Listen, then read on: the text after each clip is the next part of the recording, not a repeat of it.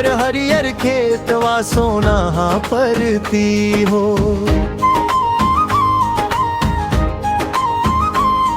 महानदी बाहे गाथा सुनना थे हो। सूरजपुर जिला मोर मनला भाथे हो। ओढ़गी पहाड़ मां गूंजे पंछी के तान, कुदरे गड़दाई के जग में बड़े पहचान।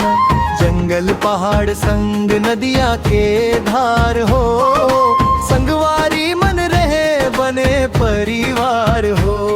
सुघर सूरजपुर माया के धरती हो, हरियर हरियर खेतवा सोना परती हो।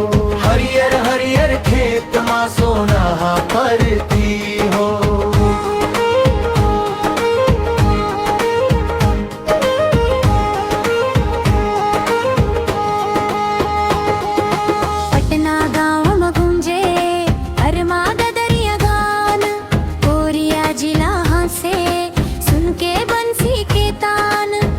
के बाली लहराए, खेत खलियान मुस्काए, मेहनतिया किसान मन खुशहाली लाए।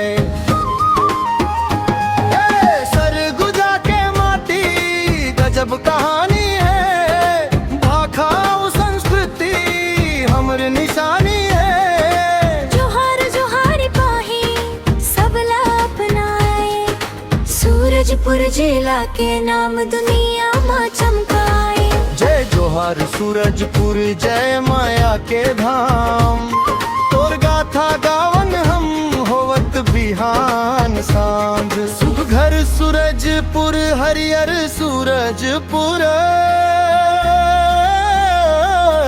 छत्तीसगढ़ के मुकुट मां चमके तोर नाम। खेल जय जोहार सूरजपुर जय माया के धाम, हरियर हरियर खेत मां सोना